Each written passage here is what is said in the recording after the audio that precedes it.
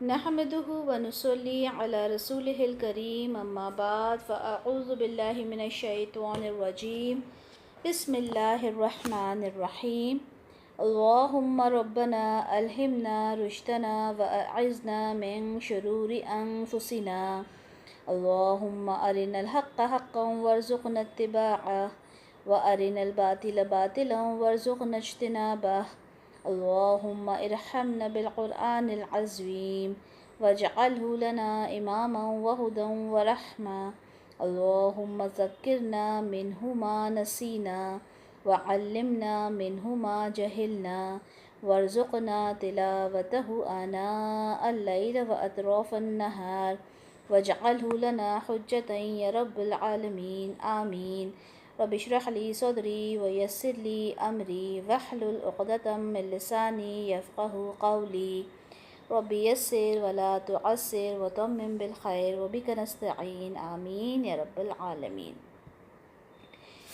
تو پچھلے ہفتے آپ لوگوں کی کلاس نہیں ہو پائی تھی، اس کے لیے معذرت، کچھ ضروری کام آ گیا تھا۔ ہم لوگ سورۃ البقرہ کر رہے ہیں اور اس میں ہم ایک ہی آیت بلکہ ایک آیت بھی ہم مکمل نہیں کر پاتے۔ اس کی وجہ یہ ہے کہ جب تک ہم چیزوں کو اس کے ڈیپتھ تک اس کو نہیں سمجھیں گے تو ہمارا تفسیر کرنے کا جو مقصد ہے وہ کہیں فوت ہو جائے گا، ٹھیک ہے۔ تفسیر کا مطلب ہوتا ہے کہ ڈیٹیل میں کسی چیز کو پڑھنا، اس کے حوالے سے ساری چیزوں کو، تمام باتوں کو سمجھنا۔ لیکن یہاں ایک بات اور کہ ہم نے صرف پڑھنا نہیں ہے، ٹھیک ہے۔ ہمارا مقصد کسی بھی گروپ کو جوائن کرنا، وہاں سے تعلیم حاصل کرنا صرف اس لیے ہرگز نہ ہو کہ یار میں جب 4 لوگوں میں بیٹھوں تو مجھے کچھ معلوم ہونا چاہیے۔ ایسا نہ ہو کہ میں تو بالکل ڈمب کہلاؤں، میں کچھ جانتی ہی نہیں ہوں، لوگوں کو میں جواب نہیں دے پاؤں گی، کوئی سوال ہو رہا ہوگا تو مجھے تو معلوم ہی نہیں ہے سورہ بقرہ کے بارے میں کچھ بھی یا کسی بھی بارے میں۔ تو ہم نے ان چیزوں کا سوچ کر قرآن کو نہیں سمجھنا، بلکہ ہمیں کیا قرآن کو کس بارے میں سمجھنا ہے، کس طریقے سے سمجھنا ہے کہ یہ قرآن اللہ تعالیٰ نے ہماری ہدایت کے لیے نازل فرمایا۔ اللہ تعالیٰ نے کہا نا ھدی للمتقین، یہ متقین کے لیے ہدایت ہے۔ اگر میں متقی نہیں ہوں تو یہ کتاب مجھے کسی بھی طرح سے ہدایت نہیں دے سکتی۔ کتابیں تو بہت ساری ہوتی ہیں نا، کتابیں تو بہت ساری پڑھی جاتی ہیں۔ آواز نہیں آ رہی۔ کیا میری آواز نہیں آ رہی؟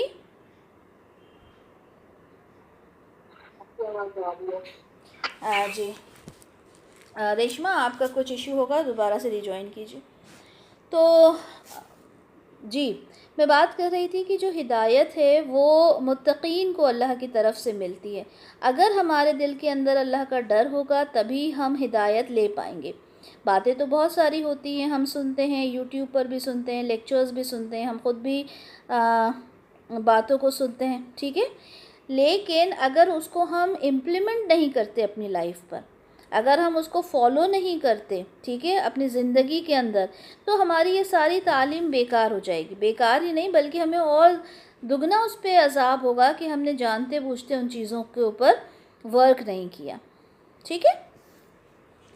تو ہم نے جب سورۃ البقرہ شروع کی، ہم نے دیکھا حروف مقطعات سے اس کی شروعات ہوئی ہے، مدنی سورہ ہے یہ، اور اس کتاب کے اندر کسی طرح کا کوئی شک نہیں ہے، ٹھیک ہے۔ جب بھی ہم جو بھی کچھ پڑھیں گے اس پر ہمارا 100% ایمان رہے گا انشاءاللہ تعالی۔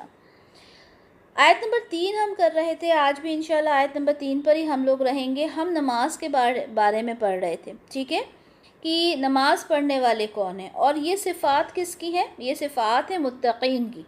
آپ کو متقین کا پورا ایک ہم نے ایکسپلینیشن دیا تھا کہ متقین کون ہوتے ہیں، لیکن ان کے بارے میں قرآن نے کیا کہا کہ متقین وہ ہوتے ہیں الذین، وہ جو یؤمنون ایمان رکھتے ہیں بالغیب، غیب پر، ویقیمون الصلاۃ، اور قائم کرتے ہیں صلاح کو، ومما رزقناہم ینفقون، اور جو کچھ ہم نے انہیں رزق دیا اس میں سے وہ خرچ کرتے ہیں۔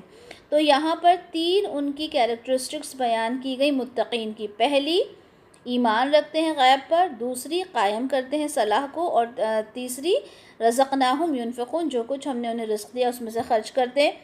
پھر باقی دو صفات آیت نمبر 4 میں بیان کی گئیں، جو کچھ رسول اللہ پہ نازل کیا گیا اور جو کچھ ان سے پہلے نازل کیا گیا اس سب پر ایمان رکھتے ہیں، اور 5ویں صفت کیا ہے؟ وَبِالْآخِرَةِ هُمْ يُوقِنُونَ، وہ آخرت پر یقین رکھتے ہیں۔ تو یہ 5 کیریکٹرسٹکس جس کے اندر ہوں گی وہ کون ہوگا؟ متقین ہوگا، ٹھیک ہے۔ اب ہم نے اپنے آپ سے پوچھنا ہے کیا ہمارے اندر وہ 5 کیریکٹرسٹکس ہیں یا نہیں ہیں، ٹھیک ہے۔ ہم نے غیب کے بارے میں دیکھا تھا، ہر وہ چیز جو ہماری آنکھوں سے نظر نہیں آتی وہ غیب ہے، ٹھیک ہے۔ ہم نے اللہ کو دیکھا نہیں دیکھا لیکن ہمارا ایمان ہے، ہم نے فرشتوں کو دیکھا نہیں دیکھا مگر ہمارا ایمان ہے۔ کیا ہم نے اس کتاب کو دیکھا جس کے اندر ہماری تقدیر لکھی ہے؟ نہیں، لیکن ہمارا ایمان ہے کہ تقدیر ہوتی ہے، اللہ کی طرف سے لکھی ہوئی ہے، چاہے اچھی ہو چاہے بری ہو، ٹھیک ہے۔ کیا آسمانی کتابوں کو ہم نے دیکھا؟ نہیں دیکھا، لیکن ہمارا ایمان ہے کہ تورات، انجیل اور کچھ جو صحیفے تھے، جتنے بھی جو بھی رسولوں کے اوپر نازل ہوئے وہ تمام کے تمام اللہ کی طرف سے تھے، ٹھیک ہے۔ حالانکہ وہ اب جو بائبل ہے یا ابھی جو تورات ہے وہ اس کا ایک ایسا ورژن ہے جس کے اندر بہت سارے چینجز ہو گئے، ہم ان چینجز پہ بلیو نہیں کرتے۔ لیکن اگر ہم دیکھیں کہ جو ہسٹری ہے، ٹھیک ہے، اسلامک ہسٹری ہمیں کہاں سے پتہ چلتی ہے کہ آدم علیہ السلام کے بعد پھر جو سلسلہ چلا وہ نوح علیہ السلام پر آیا، ٹھیک ہے، نوح علیہ السلام پھر رسول بنے، اور اس طریقے سے آگے جو سلسلہ چلا، یہ پوری جو ہمیں جو نظر آتی ہے ایک جو ہم جینیولوجی پڑھتے ہیں انبیاء کی، وہ کہاں سے پتہ چلتی ہے؟ ظاہر سی بات ہے تورات سے پتہ چلتی ہے، وہیں سے ہمیں پتہ چلا کہ سب سے پہلے آدم علیہ السلام تھے، پھر ان کے بعد ہمیں یہاں آدم علیہ السلام کا تو بتا دیا گیا قرآن میں، لیکن اس کے بعد کیا ترتیب تھی؟ کیونکہ قرآن میں کہیں موسیٰ علیہ السلام کا تذکرہ ملے گا، کہیں یوسف علیہ السلام کا، کہیں نوح علیہ السلام کا، کہیں ابراہیم علیہ السلام کا، تو یہ ان کی جو پورا ان کا جو کرونالوجیکل آرڈر ہے وہ ہمیں تورات سے پتہ چلتا ہے، ٹھیک ہے۔ تو ہمارے عقیدے کو، ہمارے ایمان کو جو چیزیں ٹکراتی نہیں ہیں جن سے، ان پر ہم بلیو کرتے ہیں کہ ہاں تورات کی یہ بات ٹھیک ہے۔ خیر، ہم بات کر رہے تھے، ہم نے غیب کی بات کی اور پھر ہم کر رہے تھے یقیمون الصلاۃ، تو یعنی جو صلاح ہے، جو نماز ہے، اس کو قائم کرنا، صرف نماز کو پڑھنا نہیں ہے بلکہ نماز کو قائم کرنا ہے۔ سب سے بہترین نماز وہ ہے جسے کہ اول وقت پہ ادا کیا جائے۔ ہم کیا کرتے ہیں؟ ہماری زندگی کے اندر اتنی مصروفیت ہیں کہ ہم نماز کو مؤخر کر دیتے ہیں، مقدم نہیں رکھتے۔ کیا مطلب ہوا؟ ہم نماز کو پرائیورٹی نہیں دیتے، ہم نماز کو کہتے ہیں کہ ٹھیک ہے پڑھ لیں گے، اور بہت سے لوگ تو ایسے ہیں جو پڑھ لیں گے کہتے ہوئے سو جاتے ہیں، عشاء کی نماز نہیں پڑھتے، ٹھیک ہے، ایسے لوگ بھی ہیں۔ اور عشاء کی نماز، فجر کی نماز بڑی بھاری جاتی ہے جو منافق ہوتے ہیں ان کو۔ اب آپ اپنے آس پاس دیکھیے گا، بہت سے لوگ آپ کو ایسے نظر آ جائیں گے جو فجر کے لیے نہیں اٹھتے اور عشاء کی نماز کو لیٹ کرتے کرتے ان کی وہ نماز کا وقت جو ہوتا ہے وہ چلا جاتا ہے، جبکہ نماز ایک بہت امپورٹنٹ پلر ہے ہمارے اسلام کا۔ جس نے نماز نہیں پڑھی،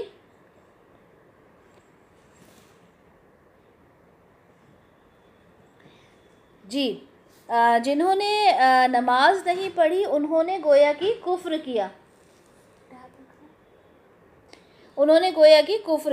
ٹھیک ہے۔ تو یہ اتنا بڑا ایک گناہ ہے نماز کو چھوڑنا۔ نماز سب سے پہلے اس کا حساب کتاب ہوگا، اس کے بعد ساری چیزیں ہوں گی۔ مطلب اگر جیسے آپ یہ سمجھیں کہ آپ نے کچھ اکاؤنٹس چیک کروانا ہے جو مین اکاؤنٹس ہیں، اور اس کے بعد چھوٹے موٹے پیٹی ایکسپنسز ہیں، لیکن اگر آپ کے مین اکاؤنٹس جو ہیں وہ سب صحیح نکلتے ہیں تو چھوٹے موٹے ایکسپنسز کو آپ کا باس کہے گا کہ ٹھیک ہے رہنے دو، اتنا چھوٹے چھوٹے 5-10 روپے کی چیزوں کو کیا دیکھنا، اگر بڑا حساب آپ کا ٹیلی ہو جاتا ہے۔ اسی طرح سے قیامت میں سب سے پہلے نماز کا حساب کتاب ہوگا، ٹھیک ہے۔ اگر نماز بالکل پرفیکٹ ہوگی تو چھوٹے موٹے حساب اللہ تعالیٰ کہے گا کہ چلیں یہ تو ہم ایسے ہی دیکھ لیں گے، ٹھیک ہے۔ یہ آپ کو صرف ایک ایگزامپل بتا رہے ہیں، اللہ بہتر جانتا ہے کہ وہ کیا موقع ہوگا، کس طرح کے حساب کتاب ہوں گے، لیکن سب سے پہلا حساب اللہ کے یہاں نماز کا ہوگا، یہ بات تو ہمیں پتہ ہے، ٹھیک ہے۔ پھر ہم نے یہ بھی دیکھا تھا کہ باجماعت نماز پڑھنا یہ بہت زیادہ فضیلت والی بات ہے، ٹھیک ہے، رسول اللہ نے کہا کہ میرا دل ہوتا ہے ایسے گھروں کو جلا دوں جو لوگ گھروں میں نماز پڑھتے ہیں، مسجد میں جا کے مسجدوں کو آباد نہیں کرتے، باجماعت نماز نہیں پڑھتے. ٹھیک ہے، اس پر کچھ سوال بھی ہوئے تھے جمعہ کی نماز سے ریلیٹڈ، عید کی نماز سے ریلیٹڈ، عورتوں کی نماز سے ریلیٹڈ. وہ بھی الحمدللہ میں نے ان کے جواب دے کر اور گروپ میں شیئر کر دیے تھے کہ جو نماز ہے وہ ایک عورت کے لیے جو نماز ہے اگر وہ گھر میں پڑھتی. میں ری جوائن کروں؟ اچھا میں ری جوائن کرتی ہوں، 1 منٹ ہے. جی، تو ہم بات کر رہے تھے کہ جو باجماعت نماز ہے اس کا بھی بہت زیادہ اہتمام کرنا چاہیے، لیکن عورتوں کے لیے صرف عید کی نماز کا بہت زیادہ زور دیا گیا کہ عید کی نماز عیدگاہ میں جا کے پڑھیں.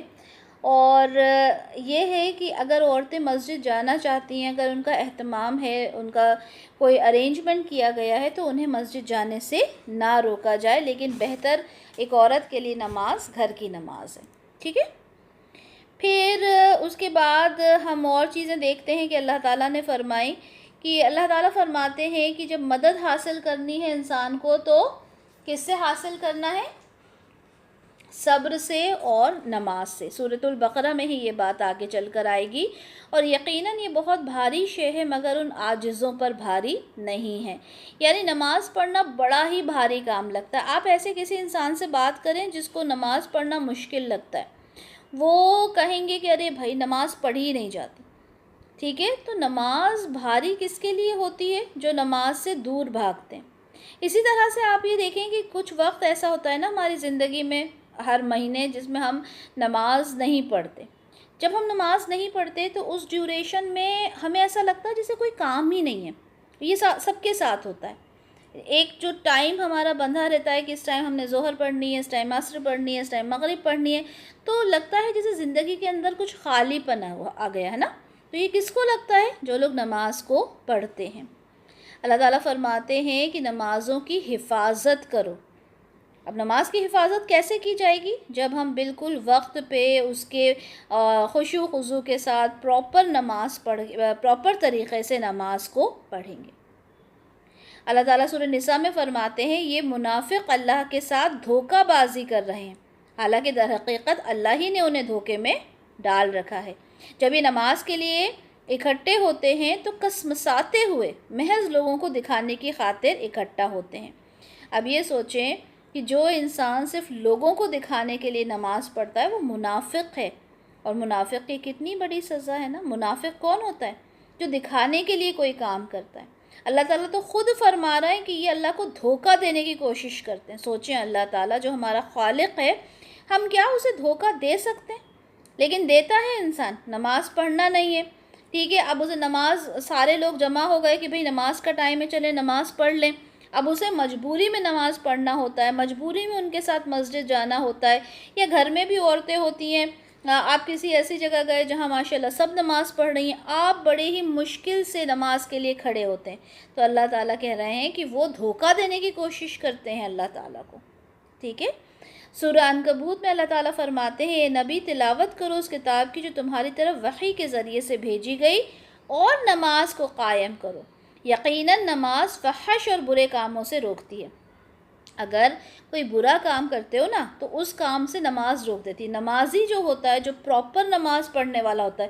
اچھا یہاں پر ایک چیز، لوگ کہتے ہیں کہ ارے بڑا نمازی متقی بنتا ہے اور دیکھو کام تو ایسے کرتا ہے.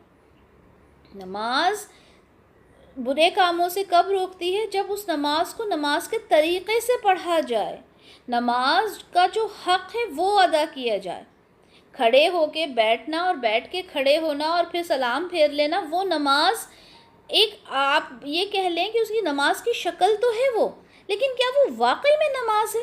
نماز تو جب اس کا پورا سول آپ کو سمجھ میں آئے، اس کی پوری گہرائی آپ کو سمجھ میں آئے تو وہ نماز ہے پراپر.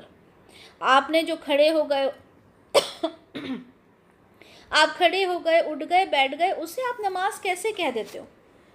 حالانکہ نماز کے اندر تو آپ کا پورا ایک اندر تک آپ کی جو ایک کیفیت ہوتی ہے نا وہ ہل جانا چاہیے. جس طرح سے جب ہم دنیاوی کام کرتے ہیں ہمیں کتنی لذت آتی ہے نا. دنیاوی کاموں میں بڑی لذت آتی ہے انسان کو، بڑے مزے سے وہ کام کرتا ہے. جیسے عورتوں کی ایک کمزوری ہوتی ہے شاپنگ کرنا، اور ان کو اگر فری ہینڈ دے دیا جائے شاپنگ کا، پھر وہ کیا کریں گی؟ اگر ہسبینڈ اٹھا کے ان کو کارڈ دے دے اپنا کہ آج تمہیں جتنی شاپنگ کرنی ہے تم کرو، ٹھیک ہے، تو عورتیں کیا کریں گی؟ اتنا انجوائے کریں گی نا اس شاپنگ کو کہ آج لمٹ نہیں ہے، میں جتنا چاہوں شاپنگ کروں، تو اپنا سارا دماغ وہ شاپنگ میں لگا دیں گی. لیکن وہی بات جب ان سے نماز کے لیے کہی جائے کہ اللہ تعالیٰ آپ سے راضی ہونے والا ہے، یہ وقت اللہ تعالیٰ سے ملاقات کا ہے، آپ اللہ سے ملاقات کرنے والے ہیں، لیکن ہم اس پہ توجہ نہیں دیتے. بہت افسوس کی بات ہے. اللہ تعالیٰ سورہ معارج میں فرماتے ہیں جو اپنی نماز کی حفاظت کرتے ہیں یہ لوگ عزت کے ساتھ جنت کے باغوں میں ہوں گے. اب دیکھیں، نماز کو صرف پڑھنے کی بات نہیں ہو رہی. آپ اور ہم نماز پڑھتے ہیں، ٹھیک ہے، الحمدللہ یہاں جتنے لوگ موجود ہیں مجھے پوری امید ہے کہ سب نماز پڑھتے ہیں، لیکن نماز کو قائم کون کرتا ہے؟ مین بات تو یہ ہے. نمازوں کے اندر اس کی حفاظت کون کرتا ہے؟ مین یہ بات ہے. اللہ تعالیٰ کہتے ہیں جو لوگ نماز کی حفاظت کرتے ہیں وہ لوگ عزت کے ساتھ جنت کے باغوں میں ہوں گے. کتنی بڑی بات ہے، ٹھیک ہے. اللہ تعالیٰ سورہ مدثر میں فرماتے ہیں تمہیں کیا چیز دوزخ میں لے گئی؟ جو لوگ دوزخ میں تھے ان سے سوال کیا گیا تمہیں کیا چیز دوزخ میں لے گئی؟ تو وہ کہیں گے ہم نماز پڑھنے والوں میں سے نہ تھے. اب سوچیں، جو نماز نہیں پڑھتا اس کو جہنم کا عذاب دیا جائے گا. اور ہمارے آس پاس کتنے ہی ہمارے بھائی، کتنی ہی ہماری بہنیں ہیں جو اتنے آرام سے نماز چھوڑ دیتی ہیں، اتنے آرام سے نماز چھوڑ دیتے ہیں کہ انہیں احساس بھی نہیں ہوتا کہ اس کا کیا حساب کتاب ہوگا. تو یہ نماز کے بارے میں ہم نے پچھلے ہفتے بھی پڑھا، اس ہفتے بھی. تو یہ ہم نے سوچنا ہے کہ ہماری جو نمازیں ہیں وہ صرف ہم نے پڑھنا نہیں ہے بلکہ ان کو قائم کرنا ہے. یہ متقین کی صفات میں سے دوسری صفت ہے. اس کے بعد تیسری صفت کیا ہے؟ تیسری صفت یہ ہے کہ وَمِمَّا رَزَقْنَاهُمْ يُنْفِقُونَ، اور اس میں سے، ٹھیک ہے، جو کچھ رزق ہم نے دیا ان کو، ينفقون، وہ خرچ کرتے ہیں. پہلی بات اس میں سے یہ دیکھیں وَمِمَّا، ٹھیک ہے، اس میں سے، یعنی سب کچھ نہیں خرچ کرنے کے لیے کہا اللہ نے. اللہ نے یہ نہیں کہا کہ آپ کو جتنا کچھ دیا ہے آپ اس تمام کو خرچ کر دو. یہ نہیں کہا کہ تمام کو خرچ کر دو، بلکہ آپ ایک حد پہ اس کو خرچ کرو، ٹھیک ہے. اس میں سے آپ جتنا خرچ کرنا چاہتے ہو اتنا خرچ کرو. اللہ تعالیٰ تو آپ کی نیت دیکھ کر آپ کو اس کا اجر دے گا. رزقناہم، رزق دیا ہم نے جو دیا. اب انسان یہ کہتا ہے کہ میں نے زکوٰۃ دی، میں نے اس کا بھلا کیا، میں نے اس کے لیے کیا. تو بھائی اس بات کو سمجھ لیں کہ میں کون ہوتی ہوں کسی کا کچھ کرنے والی.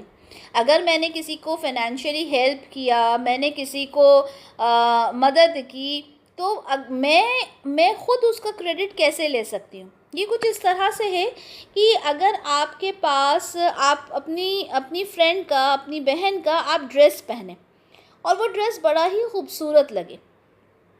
اب آپ یہ کہیں کہ کوئی آپ کی تعریف کرے کہ یار آپ کا ڈریس تو بڑا پیارا لگ رہا ہے، بڑا خوبصورت ہے، تو آپ بولیں جی جی جی یہ میں نے نا فلاں جگہ سے سلوایا تھا اور ایسا ویسا. تو کیا ہوگا؟ یہ بڑی ہی ایک بیکار چیز ہوگی نا. اگر آپ کو معلوم ہوگا تو آپ بولو گے کہ یار یہ تو ڈریس تمہارا نہیں تھا، تم نے اتنی اس کا کریڈٹ لے لیا. تو یہ بڑی مطلب ہلکے درجے کی بات ہو جائے گی، ہے نا. بہت کم ہی ہوگا کوئی جو ایسا کہے گا. ادروائز کہیں گے کہ ہاں یہ میری سسٹر کا ڈریس ہے، میں نے اسے بورو کیا ہے. کیوں؟ کیونکہ ہمیں معلوم ہے کہ وہ چیز ہماری نہیں ہے. اسی طرح سے جو کچھ ہمارے پاس ہے وہ ہمارا نہیں ہے. اللہ تعالیٰ نے ہمیں وہ ہاتھ دیا جس سے ہم کسی کو دے سکتے ہیں. اللہ تعالیٰ کب وہ چیز ہم سے چھین لے؟ ہم نے دیکھا ہے کہ کب کوئی راجا سے رنک بن جائے، ٹھیک ہے، کب کوئی بادشاہ ہے اور کب کوئی فقیر بن جائے، یہ تو اللہ کے ہاتھ میں ہے نا۔ تو اس کے اوپر غرور نہیں کرنا چاہیے، ہاں اللہ سے دعا کرنا چاہیے کہ اللہ تعالیٰ، جیسے سلیمان علیہ السلام نے بھی دعا کی تھی نا بادشاہت کی، کہ بہت لاجواب ان کی بادشاہت ہو۔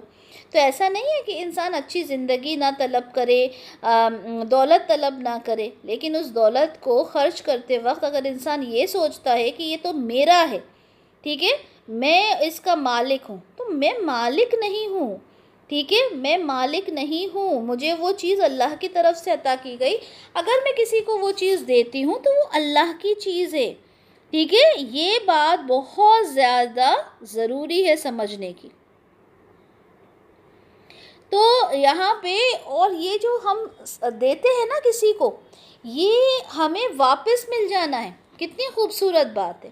ہم جو بھی کچھ خرچہ کرتے ہیں اللہ کی راہ میں، وہ ہمیں واپس مل جائے گا، اور اس دینے کو اللہ تعالیٰ نے اس کو حسن قرضہ کہا۔ قرض کیا ہوتا ہے؟ قرض وہ چیز ہوتی ہے جو ہمیں واپس ملنے والی ہوتی ہے، ایسے ہی ہے نا۔ قرض کیا ہوتا ہے؟ قرض ہم کسی کو دیتے ہیں، اس کا مطلب ہوتا ہے کہ ہمیں وہ چیز واپس مل جائے گی۔ تو اللہ تعالیٰ نے اس کو حسن قرضہ کہا، یعنی ایسا قرض جو بہت ہی حسن، بہترین ہے، کیونکہ وہ آپ کو واپس مل جائے گا، اور ایسے ہی نہیں ملے گا واپس، وہ بہت زیادہ بہترین طریقے سے آپ کو واپس ملے گا، چاہے تو دنیا میں ہی اس کا آپ کو ریٹرن دیکھنے کو مل جائے گا، یا پھر آخرت میں تو آپ کو وہ چیزیں ملنا ہی ہیں جو کچھ آپ اس دنیا میں کریں گے۔ اللہ تعالیٰ فرماتے ہیں کہ جو کچھ تم بھلائی کرتے ہو اپنے لیے اور اسے آگے بھیجو گے تو اسے اللہ کے یہاں موجود پاؤ گے۔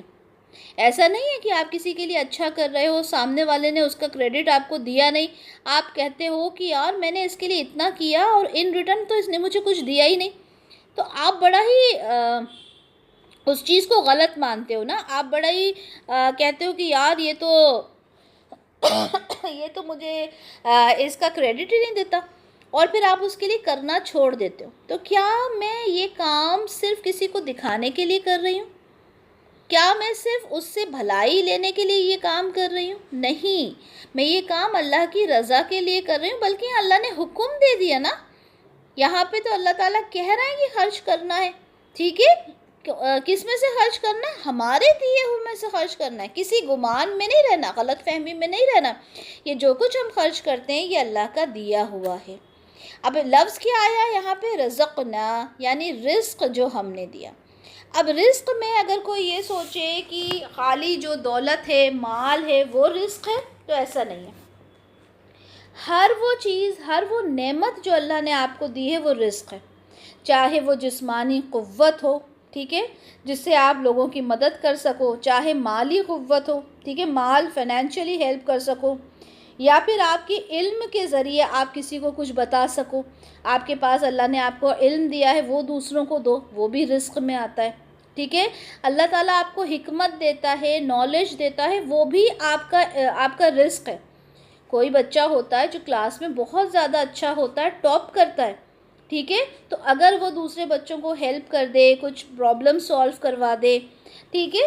اچھا، ہمارے یہاں کیا ہوتا ہے، ہمارے بچے اگر کسی کی ہیلپ کرنے لگتے ہیں تو پیرنٹس ہی اس کو بولنا شروع کر دیتے ہیں، ارے تم دوسرے کی مدد کرو گے تو تمہارے خود کے مارکس کم آنے لگیں گے، مت بتایا کرو زیادہ کسی کو۔ ہوتا ہے نا ہم لوگوں میں، ایسا کرتی ہیں نا مائیں، زیادہ نہیں بتانا، زیادہ نہیں کرنا۔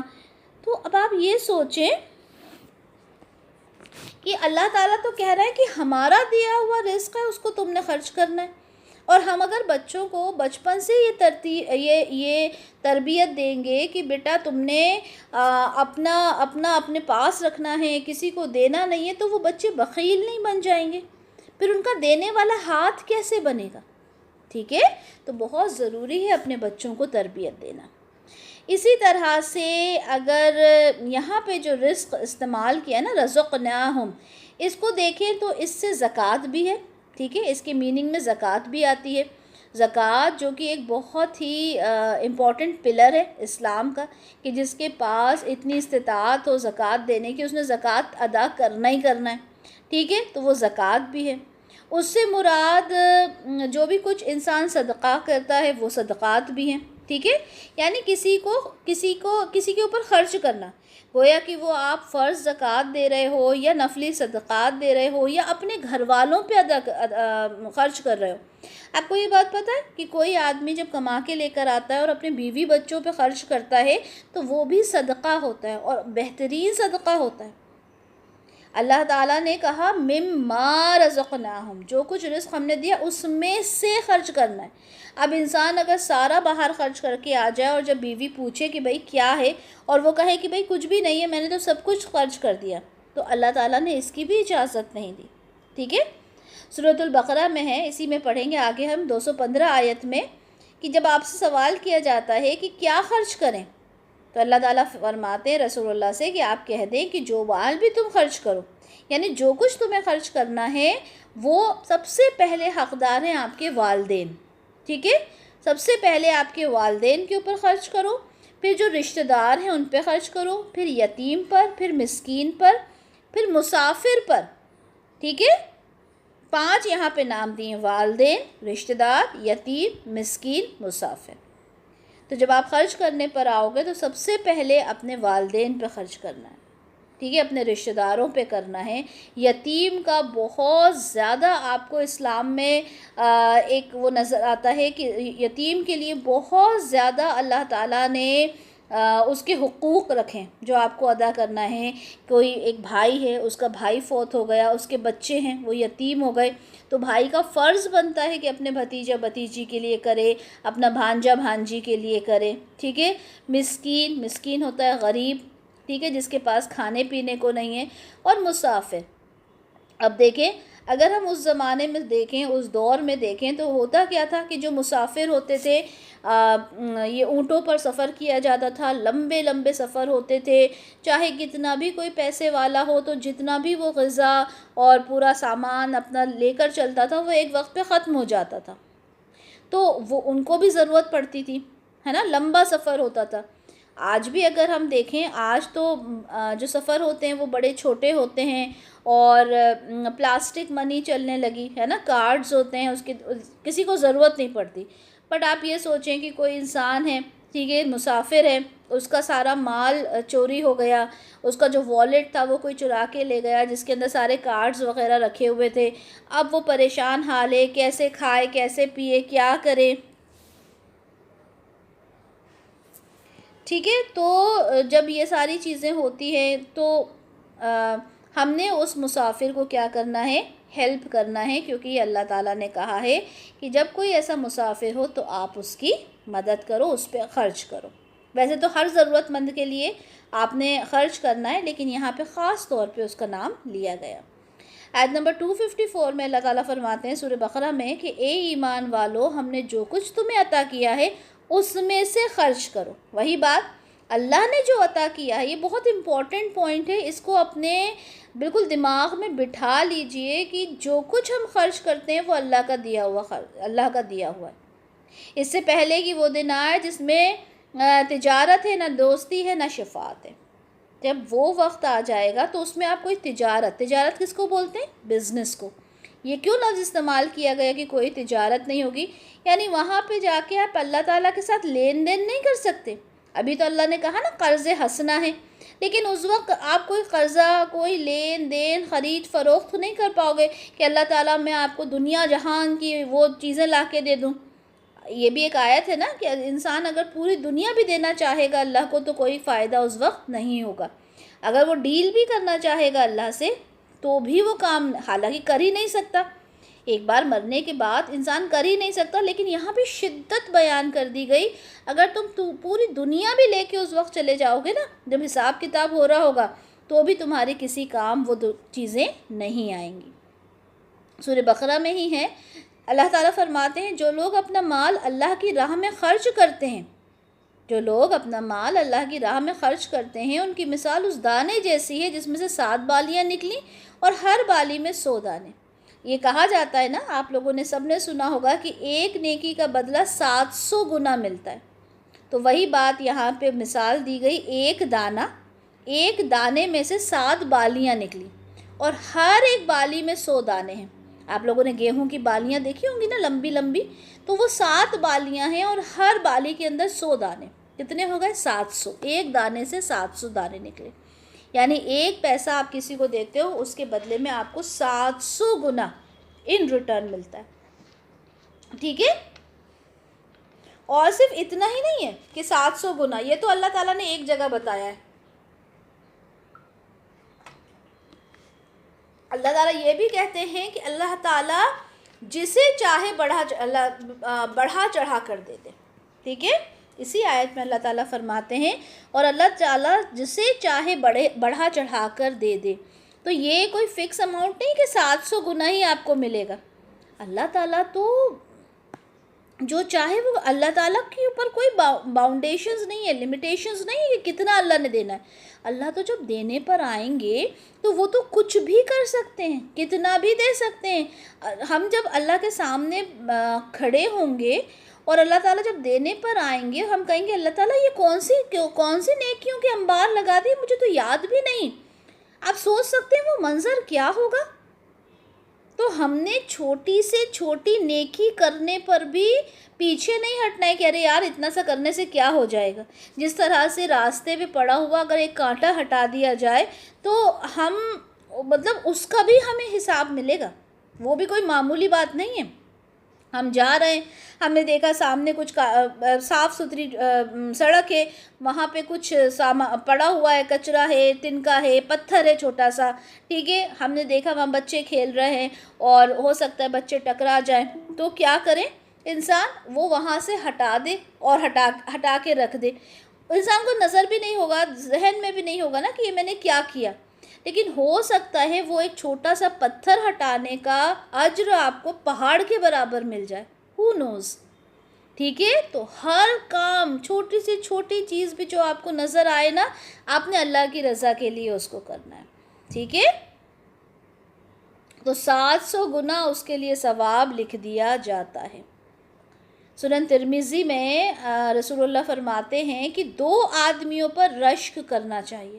رشک سمجھتے ہیں نا؟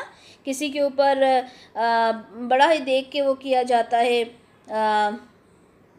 رشک کا مطلب سمجھتے ہیں نا کہ یار کاش میں بھی ایسی ہو جاؤں، لائک دیٹ، ہے نا؟ تو 2 لوگوں پہ رشک کرنا چاہیے. ایک اس آدمی پر جس کو اللہ تعالیٰ نے مال دیا اور وہ اس میں سے رات دن اللہ کی راہ میں خرچ کرتا ہوں. صرف 2 لوگوں پہ، کسی کا مال دیکھ کر نہیں، کسی کی بیوٹی دیکھ کر نہیں، کسی کا گھر دیکھ کر نہیں، لیکن اس آدمی پہ رشک ضرور کرنا چاہیے جو دن رات اللہ کے راستے میں خرچ کرتا ہے. اس کے مال پر نہیں، اس کے خرچ کرنے پر. ٹھیک ہے؟ اور دوسرا کون؟ دوسرا وہ آدمی جس کو اللہ تعالیٰ نے علم قرآن دیا ہو اور وہ رات دن اس کا حق ادا کرتا ہو. یہ 2 لوگ ہیں جن کے اوپر رشک کرنا چاہیے، جو اللہ کے راستے میں خرچ کرتا ہے اور جو قرآن کے علم کو اس کا حق ادا کرتا ہے، اس کو سمجھتا ہے، اس کو سیکھتا ہے، اس کو سکھاتا ہے، اس پہ عمل کرتا ہے، اس کی تلاوت کرتا ہے. یہ سب اس کا حق ہے. ٹھیک ہے؟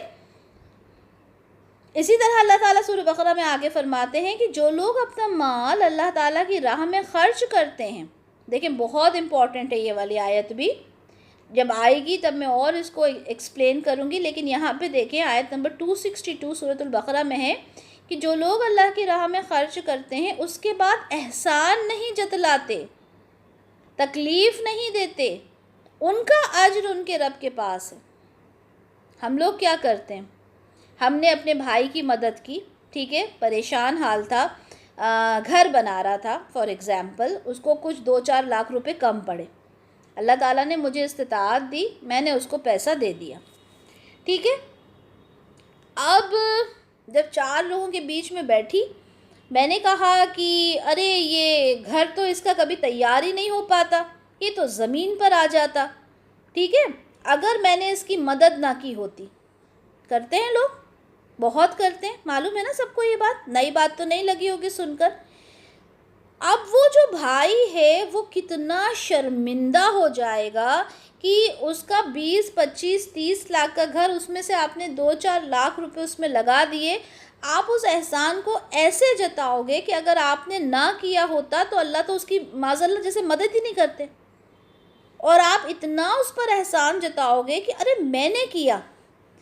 کسی کی بچی ہے, پڑھ لکھ کر کچھ بن گئی, آپ نے کہا ارے اس کی بچی تو پڑھ ہی نہ پاتی اگر میں نے اس کا ایڈمیشن نہ کروایا ہوتا. ٹھیک ہے, اس طرح کی باتیں ہم نے بہت سنی ہے نا اپنے رشتہ داروں میں. یہ تو بہت عام ہوتا ہے, ارے اس کی شادی تو میں نے اس کا رشتہ فکس کروایا, نہیں تو یہ تو مری جاتی, اس کی تو شادی ہی نہیں ہونی تھی, ایسی بنا شادی کے ہی مر جاتی, تھا کیا اس کے اندر, ان کے گھر والوں میں تھا کیا, وہ تو میں نے کروایا. سنے ہیں نا یہ سارے ڈائلاگز آپ لوگوں نے. تو یہاں اللہ تعالیٰ فرماتے ہیں کہ جب اللہ کی راہ میں آپ خرچ کرو, اس پر احسان نہیں جتانا, اس کو تکلیف نہیں دینا. ان باتوں سے اس سامنے والے کو کتنی تکلیف ہوتی ہے, کبھی سوچا؟ نہیں سوچتے, کیونکہ ہم تو بڑا فخر سے یہ چیز بتاتے ہیں کہ ارے ہم نے کروایا. ٹھیک ہے, چاہے وہ رشتہ ہو, بچی کا ایڈمیشن ہو, کسی کے گھر میں کچھ پیسہ دینا ہو, تو یہ تو اللہ تعالیٰ صاف منع کر رہے ہیں کہ اگر اس کو احسان نہیں جتانا, اللہ تعالیٰ کہہ رہا ہے اس کو تکلیف نہیں دینا, تب اس کا اجر آپ کو ملے گا. یہی بات 264 میں پھر اللہ نے فرمائی کہ ایمان والو اپنی خیرات کو احسان جتلا کر اور ایذا پہنچا کر برباد نہ کر دو. یعنی اگر آپ نے کسی کو دیا اور اس کو احسان جتایا, ایسا ہے کہ جیسے وہ نل ہو گیا, کچھ اس کا آپ کو اجر نہیں ملے گا. اللہ تعالیٰ کہہ رہے ہیں اس کو برباد مت کر دو ایذا پہنچا کر. اب آپ کسی کے گھر میں جا کے بیٹھ کر اس کو یہ کہو کہ میں نے تمہارے ساتھ یہ کیا ہے, جب جا کے تم کچھ کر پائے ہو, احسان جتا دیا تم نے, کسی کو دیا. اسی طرح سے اب ہمارے کچھ رشتہ دار ایسے ہوتے ہیں ہماری سب کی لائف میں جو غریب ہوتے ہیں, ٹھیک ہے, زکوٰۃ کے مستحق ہوتے ہیں. تو ہم کیا کوشش کرتے ہیں کہ ہم ان کو اس طرح سے زکوٰۃ دیں کہ ان کے سیلف ریسپیکٹ کو تکلیف نہ پہنچے. کرتے ہیں نا, تاکہ انہیں پتہ ہی نہ چلے کہ ہم انہیں زکوٰۃ دے رہے ہیں. لیکن کچھ لوگوں کی کیا عادت ہوتی ہے, وہ زکوٰۃ دیں گے, جتائیں گے, ان کو تو جتائیں گے, دوسروں کو بھی بتائیں گے کہ یار یہ تو بیچارے غریب تھے نا, اس لیے میں نے ان کو زکوٰۃ دے دی, زکوٰۃ کا پیسہ تو نکلتا ہی ہے میرا. تمہارا زکوٰۃ کا پیسہ کہاں سے نکلتا ہے بھائی؟ اللہ تعالیٰ نے تمہیں استطاعت دی کہ تم کسی کو زکوٰۃ کا پیسہ دے سکو. تمہیں غرور کس بات کا ہے؟ تمہارے لاکر میں جو گولڈ رکھا ہے, اللہ تعالیٰ چاہے تو ایک لمحے میں چوری ہو جائے. ٹھیک ہے, اگر تمہارے لاکر کے اندر پیسہ رکھا ہوا ہے, ایک منٹ میں, ایک لمحے میں اس میں آگ لگ جائے, کیا کر لیں گے آپ؟ آپ کا کروڑوں کا آپ کا بنگلہ ہے, آپ کا کروڑوں کا بنگلہ جل کے راکھ ہو جائے, آپ خود جھوپڑی میں آ جائیں, آپ خود زکوٰۃ کے مستحق ہو جائیں, کیا کریں گے آپ؟ کس بات کا غرور؟ اس بات کا غرور کہ اللہ تعالیٰ نے آپ کو دینے والا ہاتھ بنایا. اللہ کا شکر ادا کریں. غرور تو کرنے کی اوقات نہیں ہے انسان کی. اللہ کا شکر ادا کریں کہ اللہ تعالیٰ تو نے مجھے دیا, اس لائق بنایا کہ میں کسی کا کر سکوں. کبھی کبھی کبھی احسان نہیں جتانا. کبھی کہتے نا ایک ہاتھ سے دوسرے ہاتھ کو پتہ نہ چلے. اگر آپ کی بہن زکوٰۃ کی مستحق ہے, اگر آپ کا بھائی زکوٰۃ کا مستحق ہے, آپ ایسے دو کہ کسی کو پتہ بھی نہ چلے. ٹھیک ہے, اگر آپ اس کو جتا رہے ہو, آپ اس کو بتا رہے ہو, پہلی بات تو یہ کہ آپ انسانیت کے اوپر ہی دھبا ہو, آپ اس کو ایذا پہنچا رہے ہو, آپ اس کے سیلف ریسپیکٹ کو لات مار رہے ہو. اور دوسری بات, آپ اللہ کا جو حکم ہے اس کو آپ نہیں مان رہے. اللہ تعالیٰ کہہ رہا ہے کسی کو ایذا مت پہنچاؤ, جو کچھ تم نے دیا ہے وہ سب برباد نہ کرو.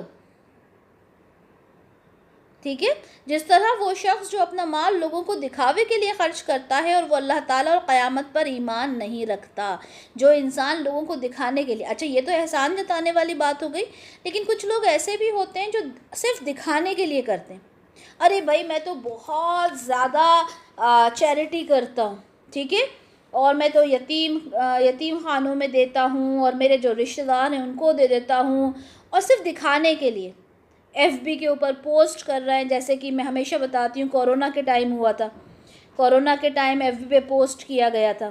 میرے خود کے میں نے اپنوں کو کئی لوگوں کو دیکھا تھا جو لوگ ایف بی پہ پوسٹ کر رہے تھے اور کورونا کے ٹائم میں, اور وہ بتا رہے تھے بڑے خوش ہو کے کہ ہم نے نا بہت سارے لوگوں کی ہیلپ کی. میں نے کہا جی دکھ رہا ہے نا, کیونکہ مجھے دکھ رہا تھا ایف بی پہ کرتے ہوئے ہیلپ. تو آپ جب لوگوں کو دکھا کے کر رہے ہو، اگر آپ نے کرنا تھا آپ کرو نا، کس نے منع کیا؟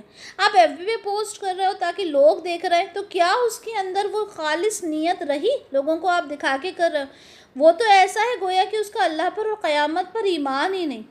کتنے سخت الفاظ ہیں یہ، ہم غور کرتے ہیں نا الفاظ پہ؟ کبھی نہیں کرتے، ہم تو دے کے خوش ہوتے ہیں۔ اب آپ یہ سوچ لیں کہ میرا صدقہ، میری خیرات، میری زکوٰۃ ابھی تک قبول ہوئی بھی ہے یا نہیں ہوئی؟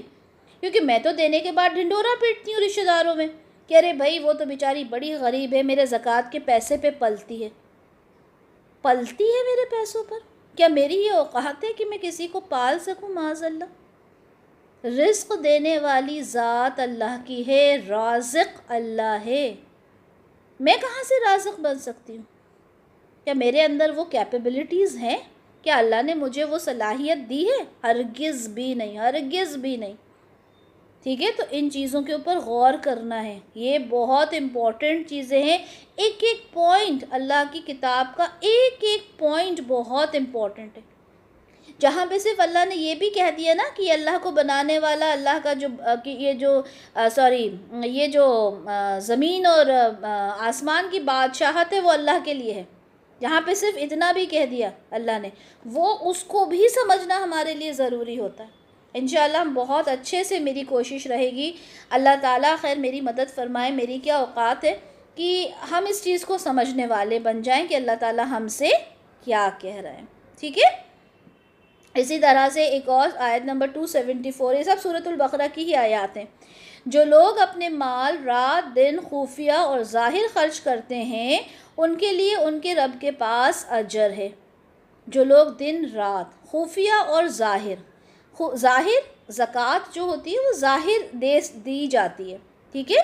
اب ظاہر دینے کا مطلب یہ نہیں ہے کہ آپ کسی کو بتاتے پھرو، یہ ہوتا ہے کہ جو عرب کے اندر پورا ایک نظام ہوا کرتا تھا، پورا ایک ڈپارٹمنٹ ہوا کرتا تھا، جیسے ٹیکس ڈپارٹمنٹس ہوتے ہیں ابھی، تو وہ ٹیکس ڈپارٹمنٹ کی طرح زکوٰۃ ڈپارٹمنٹ ہوتے تھے، باقاعدہ اس میں لوگ زکوٰۃ کا پیسہ ڈپازٹ کیا کرتے تھے اور پھر وہ پورا اماؤنٹ لے کر اور پھر غریبوں میں وہ ڈسٹریبیوٹ کرتے تھے، تو وہ ظاہر ہو گیا ہے نا۔ لیکن یہ نہیں کہ آپ کسی کو دے رہے ہو تو آپ بتا کے دے رہے ہو۔ اور خفیہ کیا ہوتا ہے؟ جو آپ صدقہ کرتے ہو، کسی کو پتہ ہی نہ چلے کہ آپ نے کیا کیا۔ آگے اللہ تعالیٰ فرماتے ہیں، جو لوگ آسانی اور سختی میں اللہ کے راستے میں خرچ کرتے ہیں، غصہ پینے والے ہوتے ہیں اور لوگوں سے درگزر کرنے والے ہوتے ہیں، اللہ تعالیٰ ان سے محبت کرتا ہے۔ ٹھیک ہے، آسانی میں تو انسان خرچہ کر ہی لیتا ہے، ٹھیک ہے۔ اب جیسے آپ کے پاس بہت زیادہ نہیں ہے، لیکن کوئی آپ کے پاس ایسا آیا جو بہت زیادہ غریب ہے اور اس کی ریکوائرمنٹ بہت ہی زیادہ ارجنٹ ہے، تو آپ اپنا اس وقت سوچنے سے پہلے آپ اس کا اگر سوچ لو، ٹھیک ہے، کہ نہیں یار میری یہ ریکوائرمنٹ بعد میں بھی پوری ہو سکتی ہے، پہلے میں اپنے بھائی کی یہ ضرورت پوری کروں کیونکہ اس کو بہت زیادہ ضرورت ہے، ٹھیک ہے۔ تو اللہ تعالیٰ ایسے لوگوں سے محبت کرتا ہے۔ اللہ کی محبت حاصل کرنے کے تو کئی طریقے ہیں۔ اب یہ سوچے نا، ایک انسان ہے وہ جو اپنے محبوب سے محبت کرتا ہے، اس کی محبت حاصل کرنے کے لیے کیا کچھ کر جاتا ہے، لڑکیاں کیا کچھ کر جاتی ہیں، لڑکے کیا کچھ کر جاتے ہیں، بتانے کی ضرورت نہیں ہے، وہ تو حرام کام میں آ جاتا ہے۔ اس حرام کام کو حاصل کرنے کے لیے ایک لڑکا ایک لڑکی کس حد تک چلے جاتے ہیں، کیا کیا نہیں کر لیتے۔ تو یہاں تو آپ کے خالق سے محبت کی بات ہو رہی ہے۔ سوچیں، کبھی سوچا ہے؟ کبھی اتنی ڈیپتھ میں جاتے ہیں ہم لوگ؟ جاتے ہی نہیں ہیں، سمجھنے کی کوشش ہی نہیں کرتے۔ ہم سوچتے ہیں یہ دنیا ہے اور بس یہی ہے، اسی دنیا میں رہتے ہوئے بس ختم ہو جائیں گے ایک دن، چلو۔ ارے سامنے ہمارے انتقال ہوتا ہے، سامنے ہمارے کوئی انسان ہمارا اپنا اس دنیا سے جاتا ہے، 2 دن ہم روتے ہیں، ہماری دنیا واپس ویسی ہو جاتی ہے، ہم یہ سوچتے ہی نہیں ہیں کہ وہاں کیا ہو رہا ہوگا، اس دنیا میں انسان کے ساتھ جا کے کیا کچھ ہو رہا ہوگا۔ اللہ تعالیٰ سورہ فاطر میں فرماتے ہیں کہ جو لوگ کتاب اللہ کی تلاوت کرتے ہیں، نماز قائم کرتے ہیں، جو کچھ ہم نے انہیں رزق دیا اس میں سے اعلانیہ اور خفیہ طور پر خرچ کرتے ہیں، یقیناً وہ ایک ایسی تجارت کے امیدوار ہیں جس میں ہرگز نقصان نہیں۔ وہی باتیں، ٹھیک ہے، قرآن کی تلاوت کرتے ہیں، نماز قائم کرتے ہیں، جو کچھ ہم نے دیا اس میں سے خرچ کرتے ہیں، اعلانیہ بھی خفیہ بھی، اللہ تعالیٰ کہتے ہیں وہ ایک ایسی تجارت کر رہے ہیں، یعنی اللہ تعالیٰ کے ساتھ ایک لین دین ہو جاتا ہے انسان کا کہ یہاں پہ تو وہ دے رہا ہے، پھر لے گا کہاں پر، اس چیز کا ریٹرن کہاں ملے گا، آخرت میں، اور وہ اتنا خوبصورت ریٹرن ہوگا نا انشاءاللہ۔ لیکن آپ جتنا اچھی ڈیل کرو گے نا، بزنس ڈیل ہوتی ہے نا آپ کی، جتنی اچھی بزنس ڈیل کرو گے پروفٹ اتنا ہی اچھا ہوگا، ہے نا۔ ہماری بزنس ڈیل اگر ہم نے بہت اچھی کی ہے، بہت اچھے پیمانے پہ کی ہے، تو آبویسلی ہمیں اسے پروفٹس اچھے ملیں گے۔ تو یہ پروفٹس اگر ہم لینا چاہتے ہیں اچھے والے، تو ہماری ڈیل بھی اچھی والی ہونا چاہیے۔ سورہ طلاق میں اللہ تعالیٰ فرماتے ہیں خوشحال آدمی اپنی حیثیت کے مطابق خرچ کرے، اور جس کو رزق کم دیا گیا ہے وہ اس کے حساب سے خرچ کرے۔ وہی بات جو میں نے بتائی تھی کہ اگر ہمارے پاس ہم تنگ حال ہے، اتنا نہیں ہے، تو ہم اپنے حساب سے کریں، یہ نہیں کہ میرے پاس تو بہت کم ہے میں کسی کو کیا دوں۔ بھئی آپ اگر ایک کھجور بھی کسی کو صدقہ کر دو گے نا تو اس کا بھی آپ کو بہت زیادہ اجر و ثواب ملے گا۔ اچھا، رسول اللہ صلی اللہ علیہ وسلم نے فرمایا سب سے بہتر دینار وہ دینار ہے جسے آدمی اپنے اہل و عیال پہ خرچ کرے۔ سب سے بہترین صدقہ وہ ہوتا ہے جو انسان اپنے گھر پر خرچ کرتا ہے، اور وہ جو آدمی اپنی جہاد کی سواری پر خرچ کرے، یعنی اللہ کے راستے میں خرچ کرے، اور وہ دینار جسے آدمی اپنے مجاہد ساتھیوں پر خرچ کرتا ہے، ٹھیک ہے، جو جہاد کے لیے جو ساتھی اس کے جا رہے ہیں اس پر خرچ کرے، ٹھیک ہے۔ اسی طرح سے رسول اللہ سے سوال کیا گیا کہ سب سے افضل صدقہ کون سا ہے، سب سے بہترین صدقہ کون سا ہے، تو رسول اللہ نے کہا اپنے گھر والوں سے ابتدا کرو، اور صدقہ خرچ پورا کرنے کے بعد ہے، صدقہ خرچ پورا کرنے کے بعد ہے۔ یعنی ایسا نہیں کہ آپ کے بچے کی فیس آپ کو دینی ہے، ٹھیک ہے، اور آپ نے اس کی فی کو دیا ہی نہیں، اٹھا کے کسی کو صدقہ کر دیا، نہیں، اپنے اخراجات آپ نے پورے کرنا ہے، اپنے گھر سے آپ نے شروعات کرنی ہے، ٹھیک ہے۔ اب آپ کے پاس لائک فار ایگزامپل 2000 روپے تھے، آپ کو اپنے بیٹے کی فی پے کرنا تھی، ٹھیک ہے، اور اگر نہیں کرو گے تو اسکول سے نکال دیا جائے گا آپ کا بچہ، تو آپ اس کو پورا کرو گے، ٹھیک ہے۔ لیکن ہاں، اگر آپ کو نظر آتا ہے راستے میں کوئی ہے، آپ کے پاس 10 روپے ایکسٹرا رکھے ہوئے تھے جو آپ نے سوچا تھا کہ اس 10 روپے سے میں کچھ کھا لوں گا، ٹھیک ہے، یہ 2000 تو میں دے کے ڈپازٹ کر دیتا ہوں، یہ صرف 10 روپے میرے پاس بچیں گے، اس سے میں کچھ کھا لوں گا۔ آپ کو ایسا انسان راستے میں ملتا ہے جس نے 3 دن سے جینیونلی کھانا نہیں کھایا، وہ ایسا نہیں، وہ لوگ جو صرف مانگنے کے لیے، اور اچھے خاصے، ہم نے تو یہ بھی دیکھا ہے کہ جو فقراء ہیں ان کے بلڈنگز بنی ہوئی ہیں، وہ نہیں، ایسا جسے آپ جینیونلی آپ جانتے ہو، آپ کو ملا، کوئی انسان 3 دن سے بھوکا ہے، آپ کو معلوم ہے کہ وہ جینیونلی ہے، بھئی آپ کے پاس 10 روپے تھے، آپ نے 5 اس کو دیے، 5 کا آپ نے کھا لیا، ٹھیک ہے۔ تو یہ اس حال میں ہے جب آپ کے پاس خود کے پاس نہیں ہے، اس حال میں بھی آپ کو صدقہ کرنا ہے، لیکن صدقہ خرچ پورا کرنے کے بعد ہے۔ رسول اللہ فرماتے ہیں کہ ہر دن صبح کے وقت 2 فرشتے نازل ہوتے ہیں، ایوری ڈے 2 فرشتے نازل ہوتے ہیں، ایک کہتا ہے کہ اللہ خرچ کرنے والے کو بہترین بدلہ عنایت فرما، جو وہ خرچ کرتا ہے اس کا بہترین بدلہ دے، اور دوسرا کیا کہتا ہے، جو اس مال کو روک کے رکھتا ہے اس کو تباہ کر دیجئے۔ اگر ہم مال کو روک کے سیت کے رکھیں، لاکرز میں بند کر کے رکھیں کہ یہ پیسہ بڑھ جائے گا، اگر میں کسی کو دوں گی تو کم ہو جائے گا، تو فرشتہ تو یہ کہہ رہا ہے کہ اللہ تعالیٰ جو مال کو اپنا روک کے رکھے اس کو تباہ کر دے، اور تباہ ہونے کے لیے آپ کو کسی انسان کی ضرورت نہیں ہے، جب اللہ تعالیٰ تباہ کرنے پر آتا ہے تو قومیں برباد ہو جاتی ہیں، ٹھیک ہے۔ تو رزق کی بات ہم کر رہے تھے، اس کو رزق کو تھوڑا سا اور دیکھ لیتے ہیں، ٹھیک ہے، انشاءاللہ پھر ہماری یہ آیت انشاءاللہ کمپلیٹ ہو جائے گی۔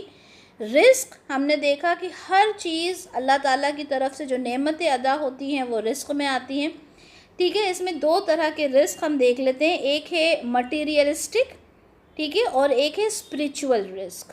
مٹیریلسٹک کیا ہوتا ہے؟ جو مادی چیزوں سے، یعنی جس کا ایک وجود ہے، جیسے مال، دولت، کھانا پینا، کپڑے، آپ کا گھر، ٹھیک ہے، یہ کیا ہے؟ یہ دیکھنے میں آتی ہے نا یہ چیزیں، یہ ساری چیزیں مٹیریلسٹک ہیں۔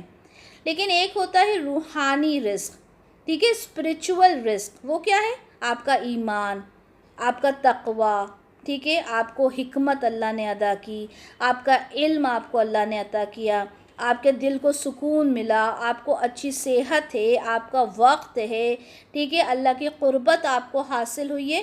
یہ رزق نظر نہیں آتا ہے نا، یہ محسوس کیا جاتا ہے۔ کہتے ہیں کہ اگر آپ کے پاس وقت ہے نا تو وہ بھی بڑی نعمت ہے اللہ کی، وقت ہونا بھی اللہ کی بڑی نعمتوں میں سے ہے۔ آپ نے ایسے بھی لوگ دیکھے ہوں گے جو یہ کہتے ہیں کہ ہمیں وقت کی کمی ہو جاتی ہے، وقت نہیں ملتا، ہم کیا کریں؟ اور واقعی میں نہیں ملتا، ٹھیک ہے۔ جیسے جاب کرنے والی عورتیں ہیں، جاب کر رہی ہیں، گھر آئی ہیں، گھر بکھرا پڑا ہے، میڈ نہیں آئی، بچے حیران ہو رہے ہیں، ایک دوسرے کے بال پکڑ کے کھینچ رہے ہیں۔ اب وہ عورت آفس سے تھکی ماندی آئی ہے، گھر آئی ہے، گھر کو سمیٹ رہی ہے، بچوں کو صحیح کر رہی ہے، وہ رات کو ایسی تھک کے چور ہو کے وہ لیٹتی ہے کہ اس کے پاس کچھ سمجھنے کے لیے وقت نہیں ہوتا ہے نا۔ تو وقت اگر آپ کو اللہ نے دیا ہے تو وہ بھی نعمت ہے، اس کو ختم ہونے سے پہلے اس کو یوٹیلائز کر لے کہ وہ وقت ختم ہو جائے، ٹھیک ہے۔ تو یہ دو طرح کے رزق جن کے بارے میں نے بات کی، مٹیریلسٹک رزق اور اسپریچول رزق، مادی رزق اور روحانی رزق۔ اس میں تمام طرح کے رزق آ جاتے ہیں، آپ کا علم، آپ کی دولت، آپ کی صحت، ٹھیک ہے، ہر وہ چیز۔ اور اللہ تعالیٰ نے کیا کہا؟ جو کچھ ہم نے آپ کو رزق دیا ہے اس میں سے آپ نے خرچ کرنا ہے۔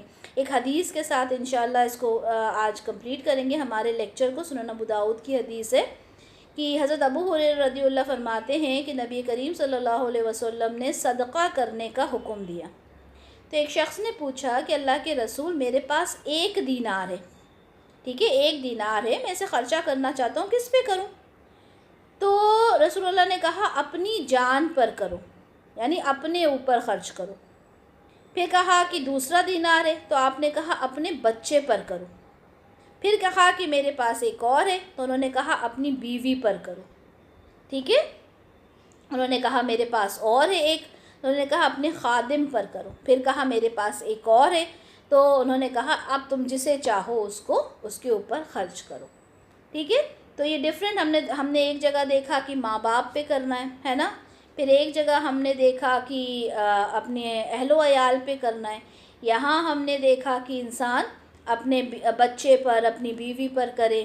یعنی کل ملا کر اگر ہم ان سب کو سمرائز کریں تو کیا پتہ چلتا ہے کہ اپنے گھر سے شروعات کرنا ہے، اپنے گھر سے صدقہ، جو خیرات ہے، جو صدقہ ہے، اس کی شروعات اپنے گھر سے کرنا ہے، ٹھیک ہے۔ اپنے گھر سے کرو، پھر اپنے رشتہ داروں میں جاؤ، اپنے پہچان والوں میں جاؤ، یتیموں میں جاؤ، مسافروں میں جاؤ، لیکن شروعات اپنے گھر سے کرنا ہے۔ یہ نہیں کہ میں بہت متقی ہوں، میں دکھانا چاہتا ہوں، متقی ہوں مطلب دکھانا چاہتا ہوں کہ میں بہت خرچ کرنے والا ہوں، اور اس میں آپ کے گھر میں آپ کے بیوی بچے تو روتے بیٹھے ہیں، آپ دنیا کو دیکھ کر اور وہ FB کے اوپر پوسٹ کلک کرنے کے لیے، یا چلیں جینیونلی صحیح، جینیونلی ہی اگر آپ پوسٹ نہیں بھی کر رہے اور آپ چاہتے ہیں کہ چلے میں دوسروں کی مدد کرنے نکل جاؤں، میں تو بالکل صوفی بن جاؤں، تو اللہ تعالیٰ نے، اللہ کے رسول نے، ٹھیک ہے، قرآن کی آیت بھی پڑھ کے سنا دی، حدیث بھی پڑھ کے سنا دی کہ جو آپ نے خرچ کرنا ہے وہ اپنے گھر سے اس کی شروعات کرنا ہے۔ تو الحمدللہ ہم نے متقی ہیں ان کی یہاں پہ اس آیت میں 3 کوالٹیز دیکھ لیں، جو غیب پر ایمان لاتے ہیں، یعنی ہر وہ چیز جو قرآن میں لکھی ہے ہمارا اس پر ایمان ہے بنا سوچے سمجھے۔ نماز کو قائم کرنا، ٹھیک ہے، نماز کو صرف پڑھنا نہیں ہے، اسے قائم کرنا ہے خشوع خضوع کے ساتھ، اس کے سارے جتنے بھی ارکان ہیں انہیں پورا کرتے ہوئے، ٹھیک ہے، 2۔ اور تیسرا ہم نے دیکھا کہ اللہ نے جو ہمیں رزق دیا ہے وہ اس میں سے ہم نے خرچ کرنا ہے، ٹھیک ہے، تو یہ 3 ہم نے صفات ابھی پڑھی، آگے انشاءاللہ آگے بھی اس میں 2 صفات ہیں وہ ہم پڑھیں گے، ٹھیک ہے۔ بارک اللہ لی ولکم فی القرآن الکریم ونفعنی وإیاکم بما فیہ من الآیات والذکر الحکیم۔ سبحانک اللہم وبحمدک، اشہد ان لا الہ الا انت، استغفرک واتوب الیک۔ السلام علیکم ورحمۃ اللہ وبرکاتہ۔